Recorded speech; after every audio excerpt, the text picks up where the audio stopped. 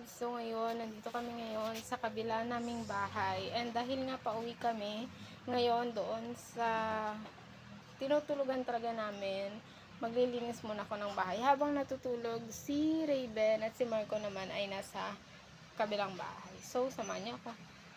So, madami pang lilinisin dito sa bahay, pero ang unahin ko talaga ay ang pagliligpit. Meron pa ring harang dito, nandito pa rin itong upuan na ito kasi, tuntungan kasi hindi pa siya tapos. Gaya ng nakikita nyo, ayan. Hindi pa siya totally tapos, then ito talaga sa loob is hindi pa talaga siya naayos. Ganyan pa siya yan dati. Pero ang pinakabago talaga yung CR and yung kusina. So, ito siya. Ito yung mga ayusin natin today kasi masyado siyang makalat. Then, ito talaga siya.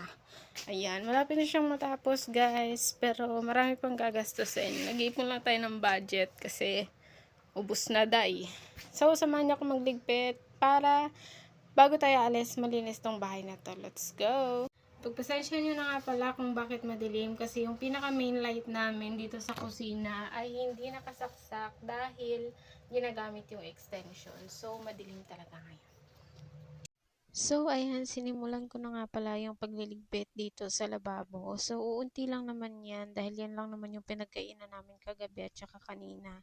So, inisahan ko lang na lang naligpit kasi sobrang hirap ng tubig dito guys. Kapag wala kang pambili, wala kang magagamit. Yes, binibili po ang tubig dito kaya hanggat maaari, kung pwedeng minsana na lang ang trabahong pagliligpit, ayun talaga ang gagawin mo para mas tipid sa tubig. So, kailangan din syempre tipid-tipid ka rin at hangga't maaari kung ano yung mga ginamit mo, isahod mo at yun naman yung gagamitin mo sa CR.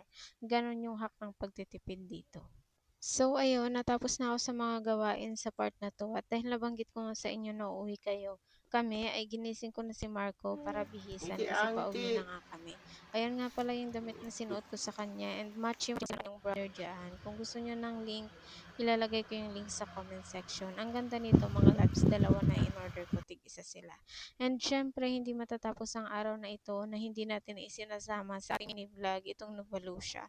Ito talaga yung isa sa mga paraan kung bakit nakakaipon ako habang nandito lang ako sa bahay.